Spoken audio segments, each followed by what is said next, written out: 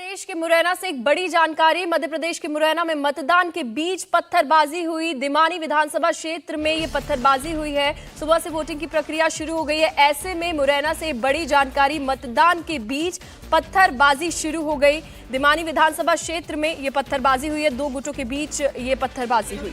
इस वक्त की बड़ी खबर, बड़ी जानकारी हम आपको दे रहे हैं तस्वीरों के साथ। दिमानी विधानसभा क्षेत्र से खबर मिल रही है, यहां दो गुटों के बीच फायरिंग की खबर है। पुलिस को मौके पर तैनात कर दिया गया है। भारी संख्या में पुलिस बल की तैनाती।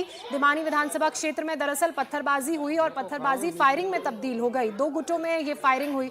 हालांकि जो कारण है और जो जांच है वो की जा रही है, लेकिन मध्य प्रदेश में क्योंकि मतदान हो रहा है और ऐसे में मतदान केंद्र के बाहर से इस तरह की खबरें सामने आना थोड़ी चिंता की बात जरूर है। इसी तरह की खबरें इंदौर, दिमनी, झाबुआ, भिंड से भी सामने आई हैं, जहां छुटपुट झड़प हुई है और यही कारण है कि पैरामिलिट्री फोर्सेस और पुलिस की तैनाती की गई है ताकि हालात को काबू में किया जा सके, किसी तरह से भी चुनाव की प्रक्रिया प्रभावित ना हो सके। मध्य प्रदेश के मुरैना से ये तस्वीरें आप देख रहे हैं। यहां दिमनी विधानसभा क्षेत्र में पत्थरबाजी की खबर सामने आई है। दो गुटों के बीच फायरिंग भी हुई है और क्योंकि मध्य प्रदेश में इस वक्त चुनाव भी हो रहे हैं, वोटिंग भी हो रही है, लोग अपने घरों से बाहर निकल के लोकतंत्र के इस महापर्व में हिस्सा ले रहे हैं, अपने वोट कास्ट कर रहे हैं। ऐसे में ये भी सुनिश्चित करना पैरामिलिट्री फोर्स और चुनाव आयोग की टीम के लिए बड़ा जरूरी होगा कि इलाके को शांतिप्रिय बनाया जाए, माहौल को शांत किया जाए, ताकि एक बार फिर से अगर वोटिंग रुक गई है किसी इलाके में इस तरह की घटनाओं की वजह से, तो उसे फिर से शुरू किया जाए।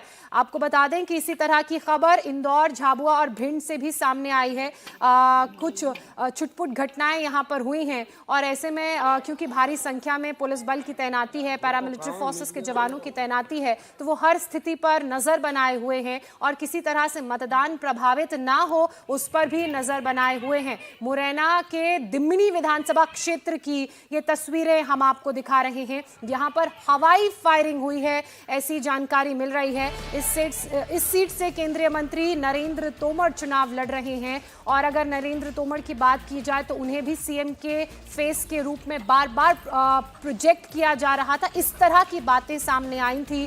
हालांकि जो हवाई फायरिंग यहां पर हुई है उसको लेकर पुलिस और पैरामिलिट्री की जो फोर्सेस हैं वो मौके पर तैनात हैं और स्थिति को नियंत्रण करने की कोशिशों में भी जुटी हुई हैं और जैसे ही यहां पर माहौल शांत होगा एक बार फिर से वोटिंग शुरू की जाएगी, क्योंकि जब इस तरह की फायरिंग होती है तो उसका असर वोटिंग की प्रक्रिया पर भी पड़ता है और कुछ देर के लिए वोटिंग को रोक दिया जाता है। अब जैसे ही यहाँ पर स्थिति सामान्य होगी, सब कुछ अंडर कंट्रोल होगा, तो एक बार फिर से सुचारू रूप से वोटिंग की प्रक्रिया को शुरू किया जाएगा। नरेंद्र सिंह तोमर यहाँ से चुनावी मैदान में हैं और कांग्रेस के रविंद्र सिंह तोमर उन्हें टक्कर दे रहे हैं और ये भी मध्य प्रदेश की हॉट सीटों में से एक।